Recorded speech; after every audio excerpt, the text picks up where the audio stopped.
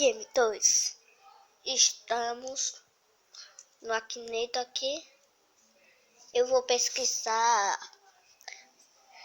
Eu vou fazer um pouquinho de uma. Eu vou voltar aqui rapidinho porque tem que arrumar as coisas aqui para o seu vídeo, viu? Então espere aí um pouquinho. Espere aí um pouquinho, viu? Tchau. Estamos aqui. Seu personagem é masculino. Eu vou começar por quem? Começar por quem? Deixa eu ver. Começar pelo Yamato. Qual é o seu personagem? É masculino? Sim.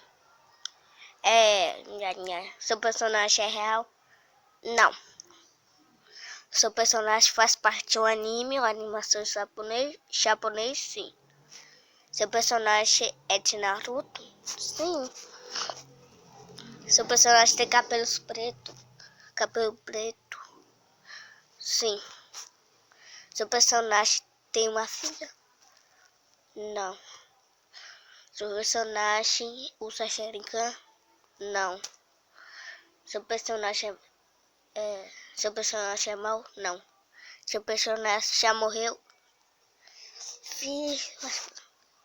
Não sei. Não. Não. Eu lembro. Seu personagem é famoso pelo chute forte? Não. Seu personagem contra sombras? Não. Seu personagem gosta de desenhar? Não, tá pensando que é o Saiko. Não sai. Seu personagem está sempre acompanhado por cachorro? Não é o Kakashi. Seu personagem usa óculos? Deixa eu ver. Não.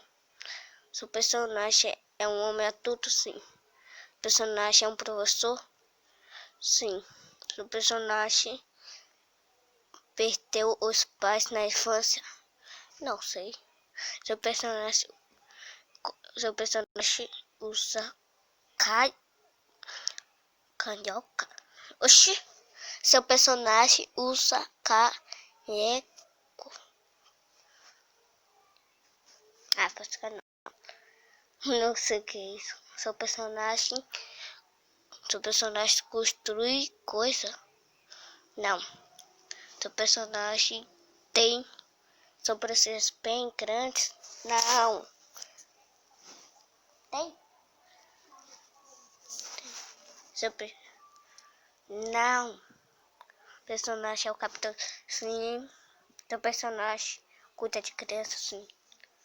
Seu personagem é o líder da equipe? Sim.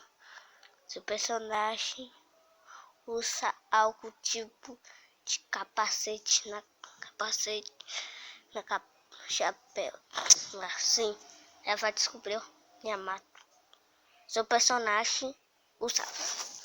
Ai, não. Ela descobriu. Tá perto de descobrir. Você está pensando em um... Oxi!